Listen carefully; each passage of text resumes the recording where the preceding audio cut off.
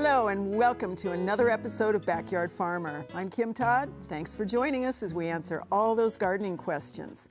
You can get in touch with us, dial 402-472-1212 if you live in Lincoln. Our toll-free number is 800-676-5446. Our email address is byf@unl.edu. Those questions get answered on a future show, and we've only got one left. So please give us as much information as you can about your problem, including where you live in the state. Backyard Farmer is also available during the week on all that good social media stuff, which includes Facebook, Twitter, YouTube, and Pinterest. So to start the program tonight, Jim, you have a ratted and tattered... I know this is not a state fair winner when it comes to a moth. And I wanted to show this to you. This is called a black witch. And it's something that I think all of us would love to have fly by our houses and then stick around so that we can capture it or at least get a picture of it or whatever. But black witches are an interesting moth. They actually come from the tropics in Central America. And sometime around in June-ish, and especially in August, when you get those monsoonal flows that come from Mexico, we get black witches fly up in Nebraska. And so collectors love to try to get them if they can. And it's interesting folklore and history about them, and I just want to tell you a little bit about Aesculapha odorata. That's the species name, odorata. What do you think that suggests? They stink. This smells a little bit, yeah. And then it has other names. They're usually kind of dark, and they fly at night, so bat moth, that makes good sense. Mariposa de la muerte, that means the butterfly of death. Okay? And then the money moth. So here's one folklore that's totally opposite. Money moth, when they see them in the Caribbean and the Texas, it means you're going to have good luck and you might win money in the lottery. See? And the Mayans called it Mahanil Nail. It means habit of entering buildings. I like that name. Good grief. And so anyway, the moths fly north, of course, and more recently, there in 2012, there have been new records of this moth flying north, and I think it's probably because maybe we might say changes in weather or wind currents or whatever. 500 records, new records in 2012.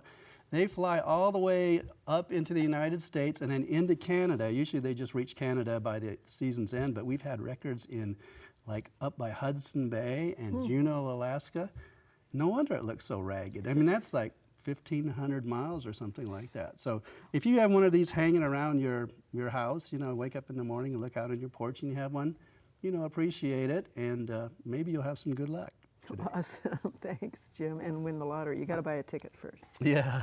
All right, Bill. All right, my sample's lame. I'm sorry, but I think it's important and helpful to a lot of our viewers. So this is a really small version of a calendar that Cole Thompson and I have made where it's on our website, turf.unl.edu, and we have a warm season and a cool season version. And with Backyard Farmer ending, sadly, next week, people ask, when do I do weed control? When do I fertilize? And so we kind of miss a really important time in the lawn care. So I'd really recommend that you go to our website, and it's just a really quick read. It's organized by kind of different months of the year, and then goes through everything like irrigation, mowing, fertility, weed control, what disease pests there are, to kind of help make sure we're putting our lawn to bed in the right way. We're applying herbicides the right times, and there's some big important differences between a cool season lawn and a warm season lawn. And so having those calendars, I think, can be a little helpful in trying to understand what do you have to do in this essential time, because you might think, hey, nothing's going on right now. It's pretty easy growing conditions, but there's a lot of things we should be doing for a good lawn next season. Awesome. Yep. Thanks, Bill. Amy, that's a weird It's a weird rotten spot, I know. So I have curling ribbon. Basically, the reason why I have it is since we're getting to the end of the season, you can use curling ribbon, you can use spray paint, you can use plastic ribbon, to mark those trees where we had branches that have died during the summer months. Because this isn't the time of year that we're going to prune those out. We're going to actually wait when the tree is dormant. And I have that situation where I'm sitting there looking at my tree going, which branch was dead? I don't remember back. So this is actually a great time to start looking at those trees and using curling ribbon or anything around in your house to mark those branches really helps. For me, I'm going to actually start looking at doing this weekend because some of the cottonwoods up in northern Nebraska are starting to lose our leaves. So it's going to be hard for me to know in 2 weeks whether it was a sick branch or just natural senescence that's going on. And then this spring, when I go to prune, then I'll start looking for the cankers and then determine how far back I actually have to prune back. But it's just an identification marker. And you can also always tell your neighbors that you're getting ready for the holidays and you're doing Christmas decorations early. That's a Before good it thing or a snows. bad thing. I don't know. Exactly. Okay, Sarah, you have an evil weed. I do, and Kim, so I made a mistake today. I had a client come in with this sample asking me what it is, and I told them it was black chokeberry, okay, which is wrong. This is common buckthorn, okay? Now, I guess I wasn't totally lame because they do have a lot of characteristics in common. They both have alternate leaves which are kind of oval-shaped, and they both have a serrated margin. Common buckthorn has a much longer petiole, so if you look at this little stem that attaches the leaf to the twig, it's much longer in common buckthorn than it is in black chokeberry. The other thing to look at then are the fruits. Now the fruits are quite similar. Black chokeberry has fruits that look just exactly like this, only instead of being single fruits on single stems, they're in a cluster, a branched cluster together, okay? So the client who brought this in was a teacher from a school, and her question, the kids had found these berries and they were picking them off. I don't know if they were trying to eat them or not. I hope not. But yeah, I hope not, because this is not edible. It's considered mildly poisonous to humans, although birds love it. And birds will eat these berries and then spread them all over the place. So common buckthorn can get to be quite weedy. And in parts of the U.S., it's considered a noxious weed because it will reseed itself so easily. So no, this is not edible. Not a great ornamental. We would not really recommend planting this. In fact, we would probably treat it as a weedy tree and get rid of it. Okay, so common buckthorn. Excellent. Thanks, Sarah. We always like to admit our mistakes, Yes. too. We all make Thought them. I'd We all fess admit. There we go. All right. So, Jim, you get the Yeah. first picture question. And this is a Hickman viewer. Small patch of something on their children's swing set, small yellow balls, and there's some sort of a sticky substance inside. Yeah, that's kind of humorous. Tiny. Well, obviously you must have had like a magnifying glass because those are moth eggs. They're night-flying moths. They might be something like fall armyworm or variegated cutworm, some kind of a species like that is most likely will be feeding a little bit in the grass, but don't worry about that. It's a little late in the season for anything significant to happen. But I think it's kind of funny because those little balls must have squished and the sticky juice out of the eggs must have come in there. But that's one way one way some of these moths deposit their eggs and disperse is that the teeny little caterpillars that hatch out, they come down on a little threads, kind of like spiders do, and then they kind of get blown different directions. So that's why they get suspended up high on some kind of object so that they have the benefit of dispersing and not hogging the same vegetation all in one tight little area. Awesome. All right. Thanks. Bill, there is the word lawn in this question. Oh, good. But Oh, it is looks a lawny. weed tree that seems to be spreading from the neighbor. He thinks it may be noxious, or at least obnoxious. And this is actually tree of heaven. The neighbor cut down a tree of heaven, and then this is the resulting mess. So You're how killing my does he thunder control here. It this? is, I was going to 'cause say he tree of actually- thunder, he- but yeah. He actually did identify it in Yeah. a later email as tree of heaven. Yeah, this is a tree it's kind of a rare tree that's invasive in a lot of parts. Is it invasive truly in Nebraska? No, it just Not likes to invasive. act like it. Yeah. In other states, it is an invasive tree. It's really, really persistent, difficult to control. It's very, very fast growing, and so if it pops up in your lawn, you can mow it. The mower can break it up because the wood's pretty brittle because it's so fast growing. But it's really going to be a slow way of controlling it. In a situation like that, where it's kind of suckering back off of the roots that are existing, you kind of really rely on chemical controls, non-selective, like a Roundup on the foliage. Sarah and I were talking before the show about using products like triclopyr that we use in our woody weeds, like violets in our lawns. It would also probably help to control this, but it's going to It's going to take a lot. This is a really aggressive plant in our landscape and something we don't recommend planting since it's brought here from China about 150 years ago. Okay, and anybody who read the book A Tree Grows in Brooklyn, yes it does. The cracks in the sidewalk. All right, thanks Bill. Okay, Amy, this is a serviceberry question, and it's sort of this funky berry clusters and galls on serviceberry as opposed to serviceberry rust. She wonders, have we seen this and what to do about it exactly? I took a lot of time looking at it. In some ways, it looks like like black knot that we would see on our prunus species, but they're not related. So the only thing I could possibly guess is it might be Agrobacterium. So we got a little bit of a canker going on. Probably the best thing to do is going to be prune that section out, just in case it will spread. If it isn't that fungus, there is something going on with that stem, and it's going to impact the movement of water and nutrients, and you're probably going to lose that stem anyway. So I would just go ahead and prune it out and remove that piece completely from your serviceberry area. And if they see it again, that'd be a good one to take into the Yes. extension office. All right, Sarah, this is just bizarre. This is a Rembrandt, Iowa viewer. She was doing pickled jalapeno peppers. She saw a brown spot in one. She cut it out and a piece of glass fell out of the pepper. So her question is this possible? And if so, how? Yeah, Tell you us, know, I Sarah. can't. I can't imagine any way that glass could have grown into the pepper. I mean, you know, from the seed or from the flower and the pepper development, there's no way for the plant to translocate glass into the fruit. I mean, that just doesn't happen. So she said there was a brown spot. So I'm thinking that somehow this glass got pushed into the fruit at some stage in the development, and that resulted in the brown spot being there. Now, how there would be a shard of glass that would get pushed into a fruit, I really can't explain, unless they're exploding, you know, pop bottles or something in the backyard over the 4th of July. But no, it's not really possible. All right, thanks, Sarah. And check your peppers before you buy Yeah, them. right, in that garden, for sure. Exactly. Well, you know, things are getting cooler outside as we head into fall. That means it's time to start doing some of that fall cleanup. For our first feature tonight, we're going to hear from Kyle, and he's going to tell us how important sanitation is for those future gardens.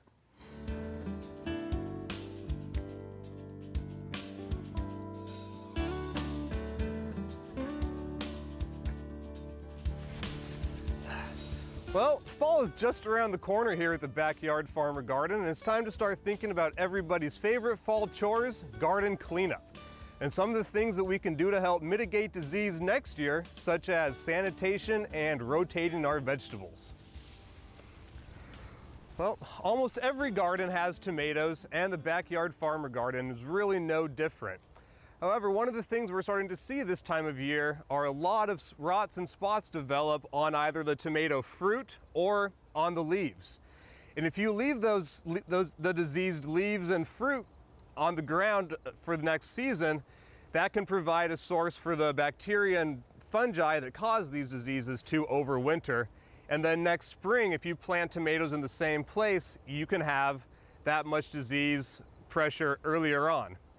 For this reason, it's very important to rotate one's crops. When looking at tomatoes, you really want to do a rotation of about 3 years away. Not only do you want to not plant tomatoes in the area, but really any other plant that's in the same family as tomatoes can likely get the same diseases that tomatoes can get. So you'll want to make sure to rotate those for at least 3 years to really clean up the area. And here at our squashes as well, we have plenty of other diseases developing, such as powdery and downy mildew. Both of these fungal pathogens will survive on the dead tissue over winter, and then again next spring just serves as that much more inoculum for the next season. So always just rotate your crops as well as sanitation. So the question becomes, what do we do with all of this disease yard waste? You may think throwing it in the compost pile is the best bet. However, a lot of these diseases can survive your typical home compost pile. Many home compost piles don't reach the temperatures needed to really kill a lot of these diseases. So the diseased tissue, leave it out of the compost pile and instead burn it or dispose of it with your normal community yard waste. Again, fall is just around the corner, and using a few of these easy techniques such as sanitation and rotation of your vegetables, you should really help have a safe, clean garden next year that should be mostly disease-free.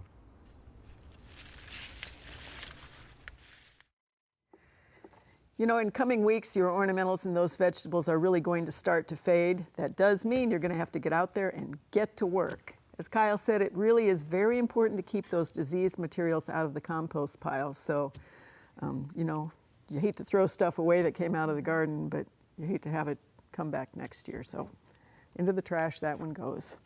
All right, Jim, you have some spider questions. Okay.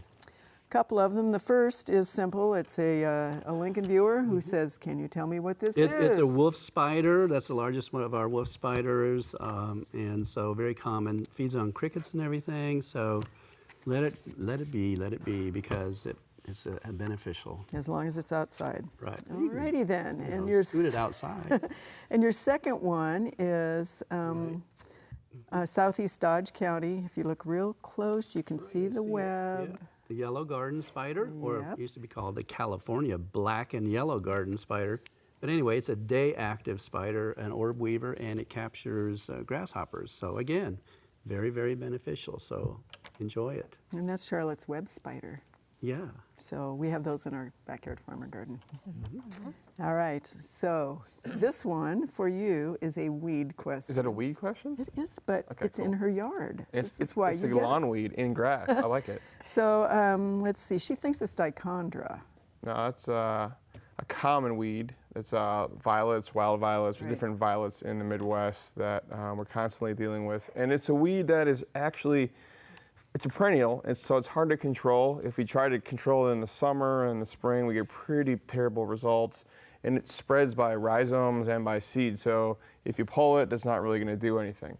So we're getting to that time of the year though, where we would want to control this with a selective herbicide.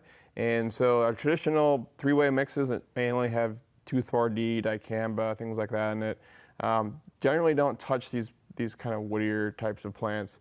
And so we need to use products that contain the herbicide triclopyr. Triclopyr is a lot more efficacious at killing these. And so when do we put these fall apps down? We put the fall apps down kind of coinciding with our first frost. And so in normal years, you know, we may have actually had first frost in Chadron already. But you know, a couple of weeks from now, and hopefully we don't have a year like last year where first frost was in November. If we have a really warm fall, you know, October, when the days get shorter, the plants also queue up on that too. All right. And if you have a lot of violets, so much that you don't have turf, that means you have a really good violet lawn in Yeah, shade. and you get some cool blue, purple flowers. Yes, you do. So, Yes, you do. Fritillaries like to feed on. There you go. See? see, See? All right. I'm just answering the question. Amy, this is a North Platte viewer, and she got a quick fire hydrangea in mid-August. Hasn't planted it yet, but all of a sudden she's noticing the yellow leaves, green leaves with black spots. The whole bottom of the plant is doing this. What's causing it? Should she treat? And there's actually a second person with a hydrangea question. No picture, but it's spots on the leaves, which she thinks is a fungal disease. Okay. There are a couple different fungal leaf spots that will attack hydrangea. Typically, they're nothing that we really are concerned about. For the picture that we have here, the leaves turning yellow. Since these plants were bought in August, I will also start getting concerned about just overall stress on that plant. Is it getting enough water, being in that small container? Is it getting root bound? I would not treat the plant, but I also would not remove those leaves off the plant before you plant it. Best solution for those containers right now is to get them in the ground, especially before we get that first frost. Get them in the ground, allow them to get established a little bit. You can do some good sanitation. Once we have the frost and we lose the leaves naturally, clean off those old leaves that do have the spots, and then just take a look at it next year. You're going to want to make sure you maintain that water levels for that plant until it's all the way dormant for the year. And then you'll just see how it goes next year. Don't treat next year unless it gets really, really severe. And most of the time that is not a problem. All right, thanks. I mean, it does seem like fall planted hydrangeas, they're usually in pretty tough shape They are. after the summer in the garden center. All right, Sarah, this is a viewer that has a peach tree. She's down in the Cortland area. She does say that what it did is it re-sprouted from below the graft. So she's got a couple narrow things going on here, and then a wascally wabbit chewed on it a little bit. The one branch looks, excuse me, looks like that. She does wonder, should she just go ahead and remove that? Should she start over? I had a little trouble telling from these pictures, Kim, if that trunk damage was right at the base of the section of the tree that is turning yellow. It kind of looks to me like it was. And so it could be that this bark damage is enough stress and enough disruption of water movement from the roots up through that section of the stem to cause the yellowing. So, but even with that, I guess I would always take kind of a cautious approach. So I would probably let this go until next year and see how it leaves out, see if it develops a good canopy on that side of the tree. If it doesn't, then you can go ahead and prune it out. But if the tree is vigorous enough, it may be able to seal over that damaged section. So I would probably wait and just give it a little bit more time. I'd also be a bit alert to peach tree borer too. Yep, definitely. Just the holes, the weeping, the little frass that comes out of those holes and everything like that. Because they really love to attack those damaged sections of the yes, trunk, don't yes, they? indeed, yeah. Yeah. Yep. So All right. check roughly next June-ish for peach tree borer activity. There's two kinds. Good. All right. Thanks, guys. You know, we've had another wonderful season out at our garden. And one of the benefits of having all those ornamentals is that we have the pollinators that have flocked to them over the season. Once again, here's Terry James from the Backyard Farmer Garden.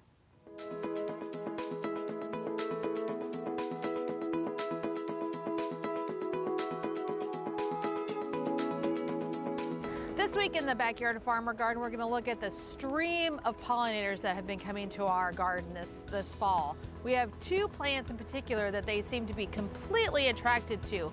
Two agastache that we have growing in our garden. One is Heather Queen. It's a pink one, upright. According to all the seed catalogs, it's a zone 6. However, it did come back in our garden last year, so we're hoping that it'll come back again this year, so we'll have to keep an eye on it. But we did collect seed from it, so we can get them started in the greenhouse this winter. We also have Blue Fortune. That one's in our rain chain. It has been a great staple for our rain chain garden.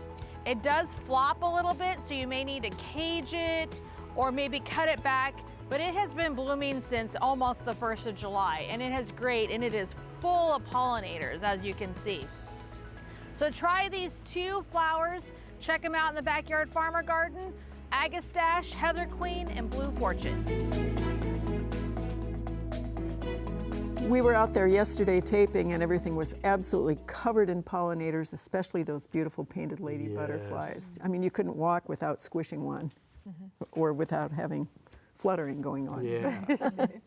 All right, Jim, this is a Lincoln viewer who wonders, how do you kill chiggers without killing turf?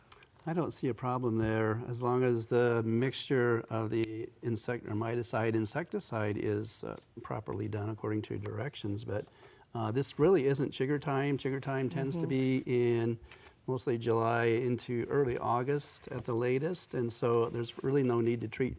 But if you apply the product, probably that's preferable would be bifenthrin, which has mitocidal activities, and that lasts a long time.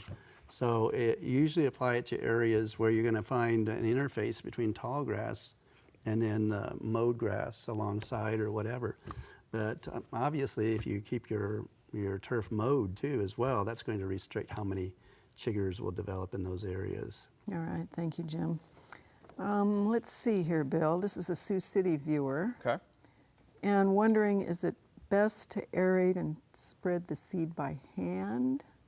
Yeah, it's a good way if you're trying to increase the grasses in your lawn. You're trying to build your lawn up. It's a great time of year to do it. And one way to try to ensure really good seed to soil contact is to actually seed it first, and then go through with an aerator or a dethatcher. And what that does is actually pushes those seeds into the soil. And so we get great seed to soil contact. We have a much better chance of those seeds germinating, especially if you're not watering all the time. You know, and for most lawn grasses, 2 times a day is usually pretty good. If you have a dry day like we've had today, maybe a 3rd time would be helpful. But if you help get those seeds into those holes, the watering requirements go way down, and that's good, especially if you have dogs in your backyard and they're bringing mud everywhere. It's a good way to kind of control them too and keep the mud down. But it's not going to hurt the seed to help push it into the soil. All right, awesome. Thanks, Bill. Okay, Amy, this is a Chapman, Nebraska viewer. 16-foot spruce with browning needles on the ends of the limbs Okay. in a vertical spot from top to bottom, south only. So maybe path, maybe not, but the tree does get water 3 times a week from the irrigation system. They did find webs, but only on 1 limb, and they thought maybe it was cottonwood fuzz. Okay. So we'll talk about 2 things. There is a disease that will attack the new growth on a spruce. We have a tip blight. Typically those needles are going to turn a little purple in color before they turn brown, and then they will fall off. That infection occurs early in the season, and so any of the stressors we might be seeing, those needles continue to fall off. That only affects new growth, so it's not going to affect the old growth that's already on there. The trick is, what are we going to do at this point in time, is waiting and seeing what new growth we get developed next year, because it's not going to regrow needles on the part of the branch that it's fallen off of. So it's a wait and see type of game. With it being on the south side, I'm really tempted to say it might be an insect issue. You maybe saw a little bit of webbing, but spider mites is a big thing that I typically see on spruce. And would you agree, Jim, that spider mites? Yeah, that's a possibility, especially like with 2-spotted spider mites, because they don't distinguish any kind of a plant. You know, they love them all. But generally, spruce spider mites tend to be a cooler season, and they're going to be more on the more protected areas of the tree. And then you can have the expression or the exaggeration of the desiccation injury that occurs over summer. And then they sort of recolonized toward the autumn, where you can see some tiny ruby red little eggs all over. So take a look and see if you can see those on the bark of the twigs. That would really suggest that spruce spider mites are there. I'm wondering if it possibly could be something else because it's so exposed to the south side. But could be spruce spider mites. It could be environmental as environmental. well. Yeah, because we typically see desiccation and those types of issues on the south or the west side of a tree where Right. the tree is just not, it's losing water faster than it can replace it. And so those sections of the needles die. Right, exactly. All right, Sarah, this is a North Platte acreage owner who wants a handful of recommendations for bulbs that are deer resistant. Okay. So some of the alliums would be a good choice. There's lots of different types of ornamental allium, from the small little drumsticks type that have little purple heads to the big globe master that have the big heads. Very showy in the garden, and deer don't tend to like them very much. Daffodils, of course. Tulips, I mean, I don't see tulips being eaten very much by deer. Lilies, rabbits like lilies, but I don't think deer like lilies very much. So if rabbits aren't an issue, you could look at like some of the Asiatic lilies or the ornamental lilies, those types of things. Really easy to grow, very showy.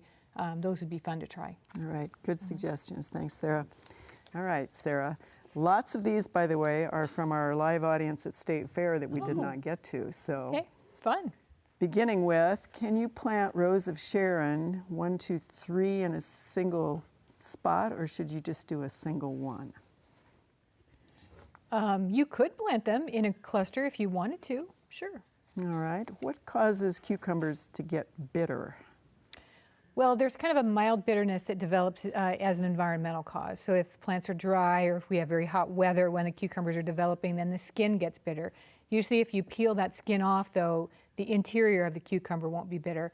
But there's also a genetic component. So if the cucumber's crossed with some wild cucurbits, you can get this really extreme bitterness that can actually cause sickness if you eat them. So if you can't peel it off and it doesn't taste good, don't eat it. All right, we have a viewer who has year-old apple trees and wants to know when he should start pruning. So that would be in like March, just before they start growing again. That would be the ideal time. Okay, a viewer had a Rutgers tomato that was tagged Rutgers, but the tomatoes are orange. Ever heard of such a thing? No, it probably just was mislabeled. I mean, that happens fairly often in the garden centers. All right, nice job. Nice sacrifice, Sarah. Y'all needed to know about cucurbitaceae. Well, I don't want you to get sick if you eat a bitter cucumber, Jim. Exactly. Okay, you ready, Amy? Yes. Okay, this is a viewer who said all of the strawberries in the patch turn grayish, brownish, or mushish as they're ripening. As they're ripening, that's a Yep. beautiful fungal disease called botrytis blight. Resistant varieties, mulching will help and avoid overhead irrigation. Okay, leaves have curled on a big red oak for the last 2 years. They're saying they have not sprayed, and it's a big oak. The question I would have is, are you in town or out in the country? If you're in town, we could be getting some spray drift from your neighbors with a dicamba or 2,4-D type product. If you're in the country and you're still seeing it, it could be drift potentially from agricultural fields. All right, we have a viewer who has weeping willow, has reddish brown spots on the trunk and is not thriving, and this is the third willow in this location. It is time to look for a different tree in that spot. You're developing another canker, and the longevity of the tree is very limited. All right, a St. Paul viewer wonders whether it's a disease that causes the melon vines, and this is mostly cantaloupe, to go from good to gone in a single week. Yes, there's a disease called bacterial wilt, and it's transmitted by the cucumber beetle. And it is one day they look happy and growing well, and the next day they're wilted and dead. Not a lot you can do. Sanitation is really the big key for that one. So pay attention to Kyle. Yes. You ready? Yeah, Okay. let's do it. Let's do it. These are all weed questions, just so you know. Great. No, they're not. All right, we have viewers wanting to know how they can store their unused grass seed for next spring. Keep it in a cool place, a basement, or as the winter goes on, put it in your garage. The hotter it is, the faster it burns for its sugar stores.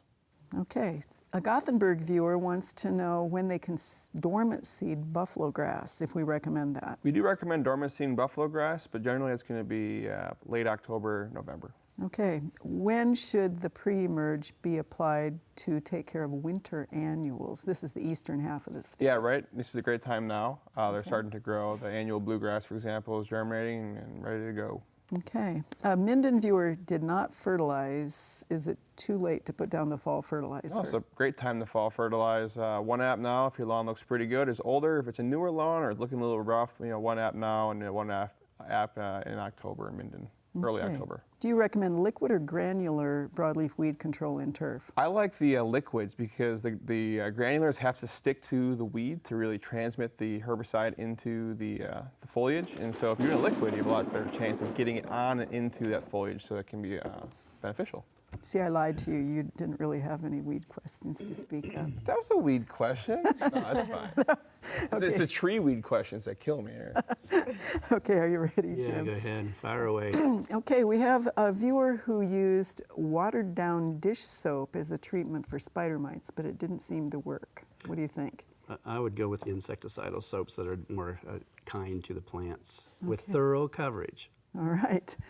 This is also a St. Paul viewer that wonders how to get rid of an ant colony in their yard, and they've tried all the typical insecticides from most of the garden Well, centers. the technique is to dish it out. You got to be a little brave, but you dish it out so you make a depression there, and then you give it a good mix up your insecticide.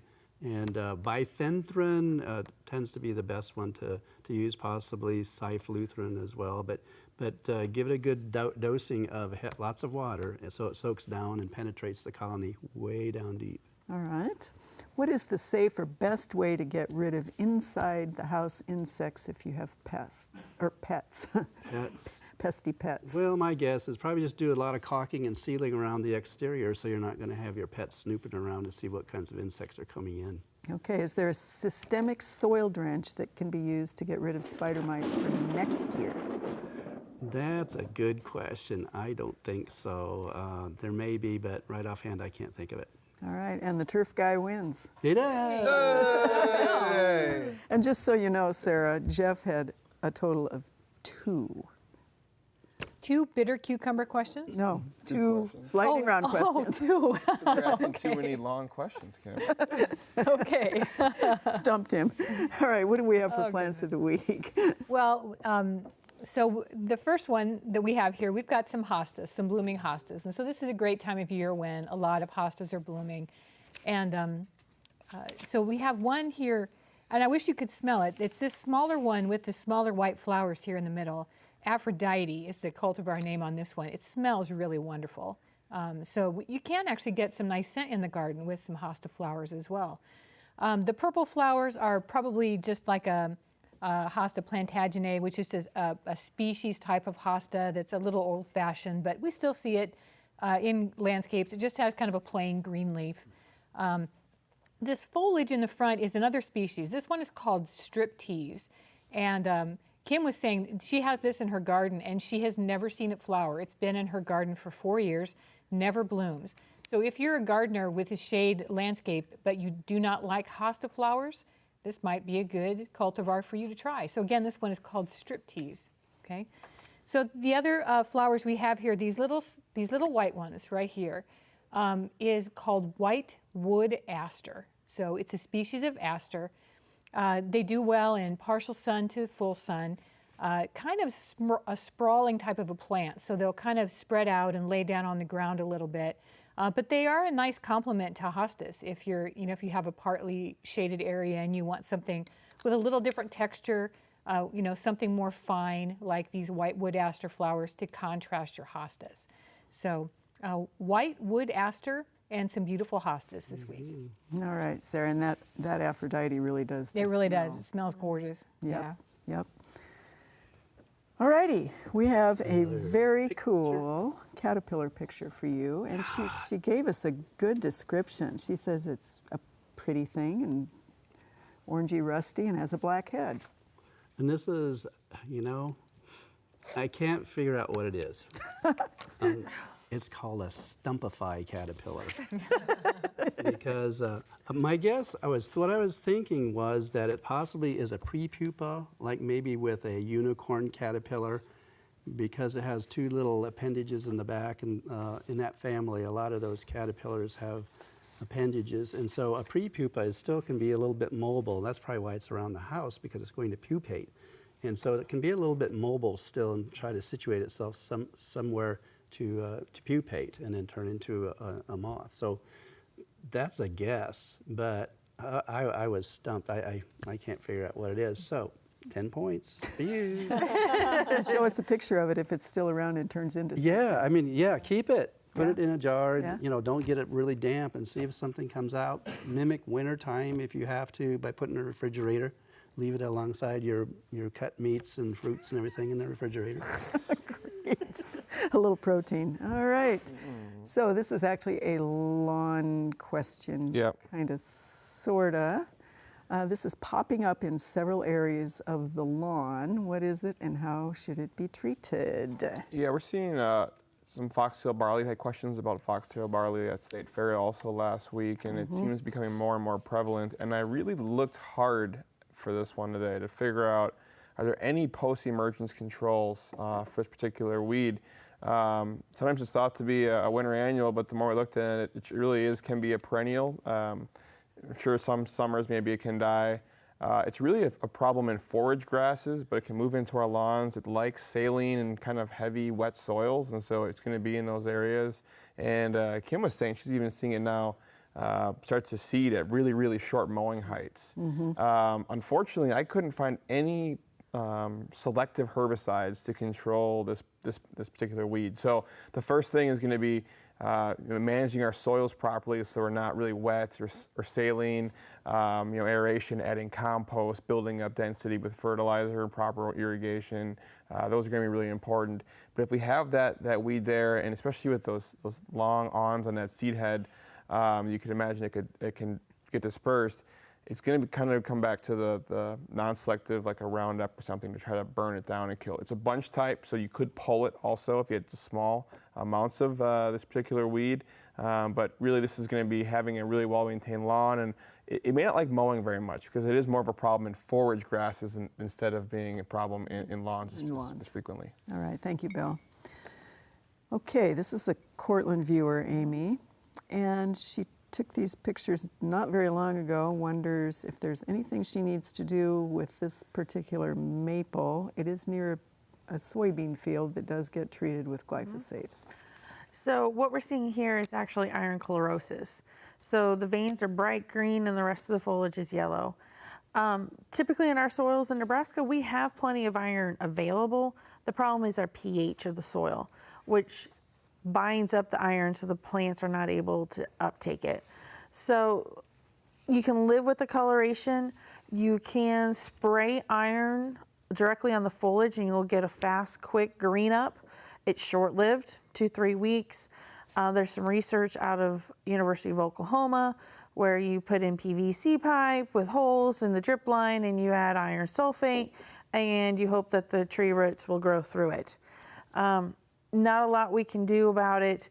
Maples, oaks, pin oaks are really notorious for it. The old wives' tale, when you plant one of those trees, put a gallon bucket of rusty nails so there's iron available, doesn't help. So the tree's going to survive. It's just not going to be as green as you want it. All right, and I think we have another maple picture. We which do is have this another one. Yeah. So this is actually a fungal disease called tar spot. Very common with all the really wet weather that we had later this summer. One of those diseases, you might see it every now and then, not a major concern. Just rake up those leaves, compost and remove them, and you should be just fine. The tree may defoliate a little bit early, but you should be okay. All right, thanks, Amy. Maple night, Sarah. Okay. This is a Millard viewer that has a maple that is getting worse each year. Branches are. Oh, I'm sorry. This is the Datura instead. So this is a viewer from Spencer, Iowa, who saw our pictures of Jimson weed, and then said, "Well, they call it moonflower. Is it the same plant?"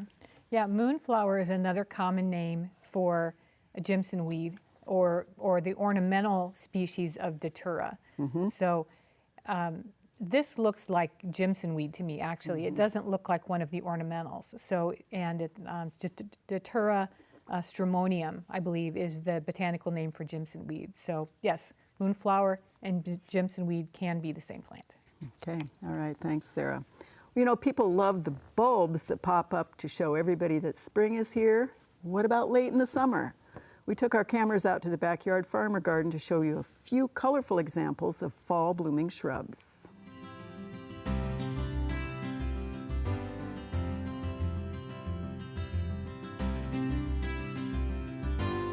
We always think of the fall season as being the one where we have beautiful foliage colors and a lot of perennials and grasses. We don't think of it in terms of either shrubs or trees that bloom in late summer or early fall.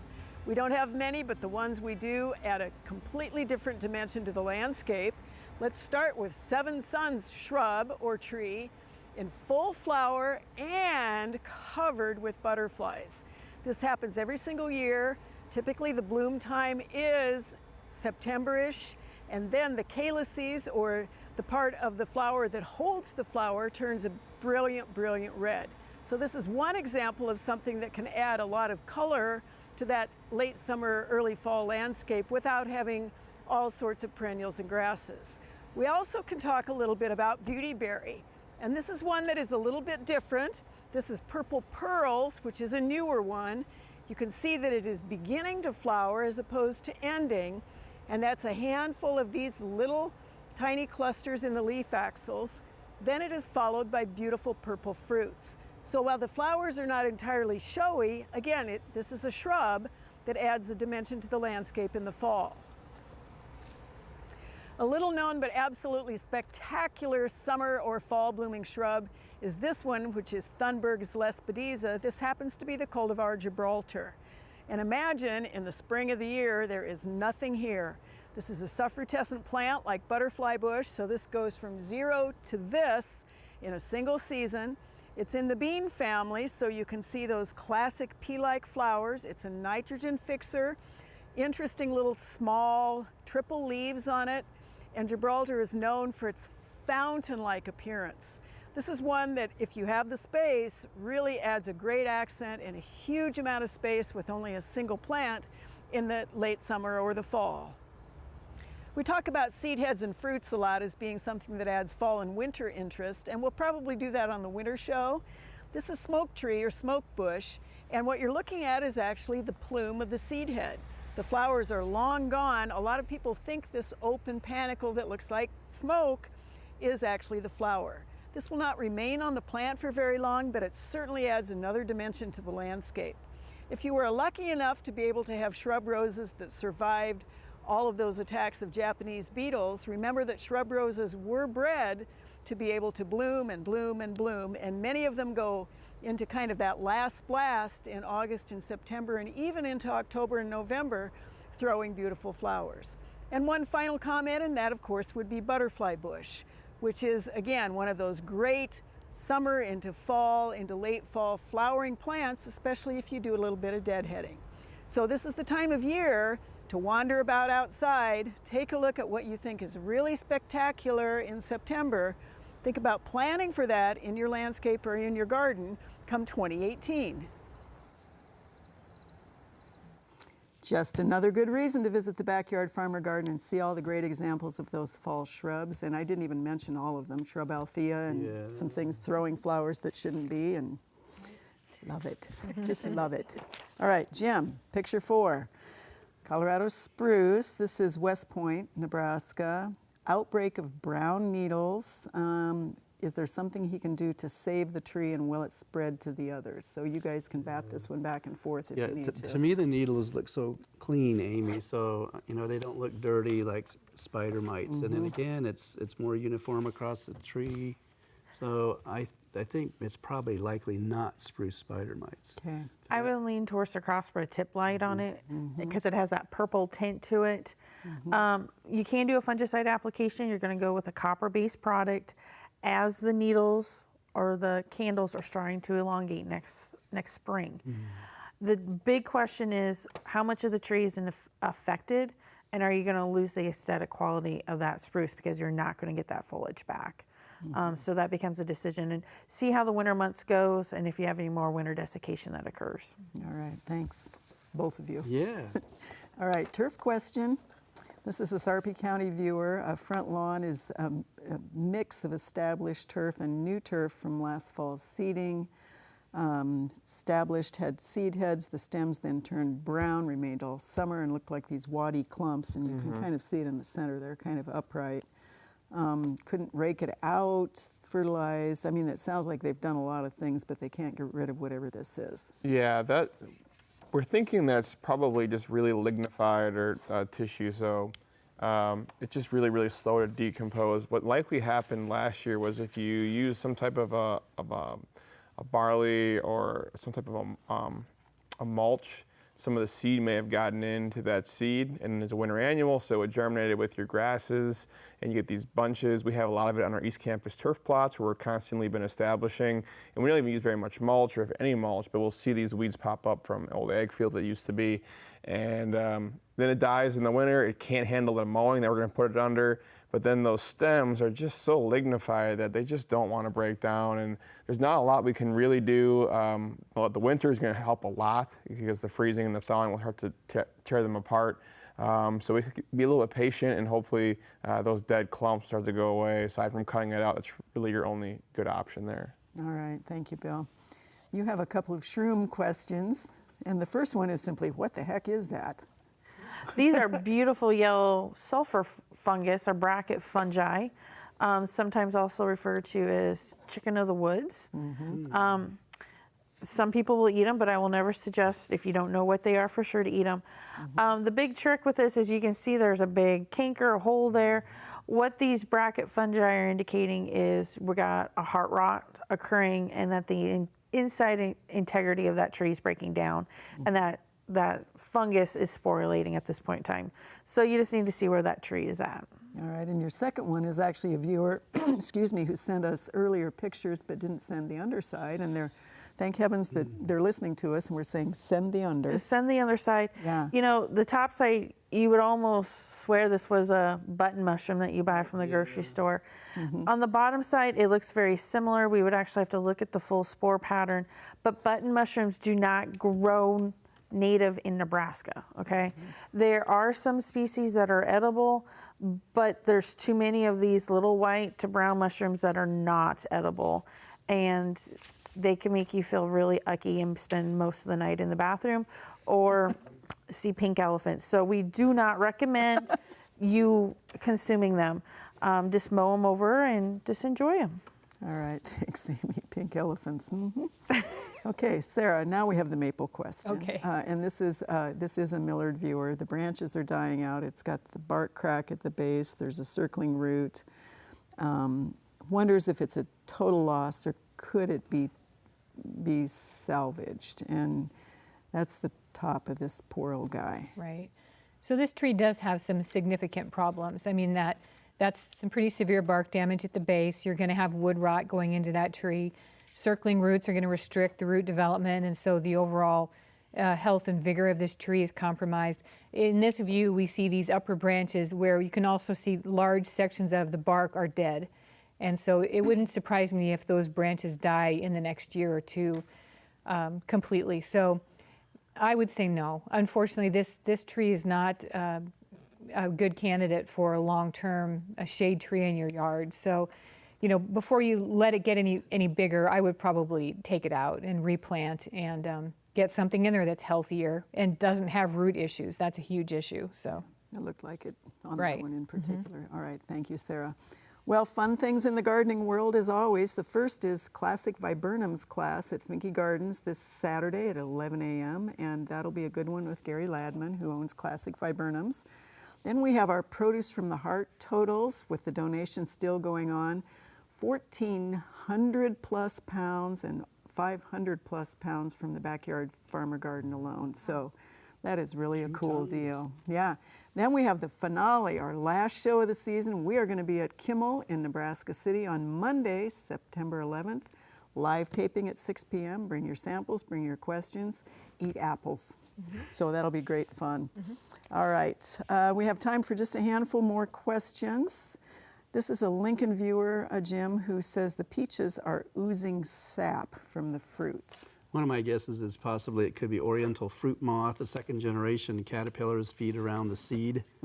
And so you might have some oozing from their frass and just the damage caused by that. So, you know, be careful when you cut it open, just take a look and see. All right.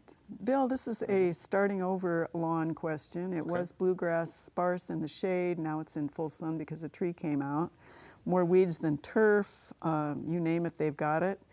What do they do this fall and next spring to get toward a healthy lawn? If it's more weeds than turf and you're going to go now to a bluegrass lawn, then I would consider just completely killing off whatever's there and starting from fresh with brand new seeding. Still plenty of time to get that seed in the ground. If you want to go bluegrass, that would be a good option, especially in the western parts of the state. Tall fescue is another great option, especially in a full sun situation because it has deep roots and so it can have a little bit better access to water. But generally just trying to clean it up first, start from scratch, and then have a great lawn for next year. Awesome, thanks. It's great that our viewers are listening. They listened to Kyle's segment, Amy, and the segment said put diseased plants in yard waste to go into city compost. So they're wondering whether Omaha and Lincoln composting facilities get hot enough. Tell you the truth, I don't know. I would assume that they are managing it correctly. That's their job. So I would assume yes, they are, and that you'd be fine to use the city compost next year and that the diseases have been killed off by the heat. All right, we have 20 seconds. Sarah, how do you manage strawberry beds now before winter? Okay, so you want to go in and thin the plants. You want to thin them so you have about 6 plants per square foot. If you had a lot of diseases on the leaves, you might want to mow them down this fall to get those leaves off there if they had strawberry leaf spots so that it reduces disease pressure for next year. Put on a winter mulch in late November to help increase crown survival, and water until the ground freezes. Awesome. That was pretty darn good.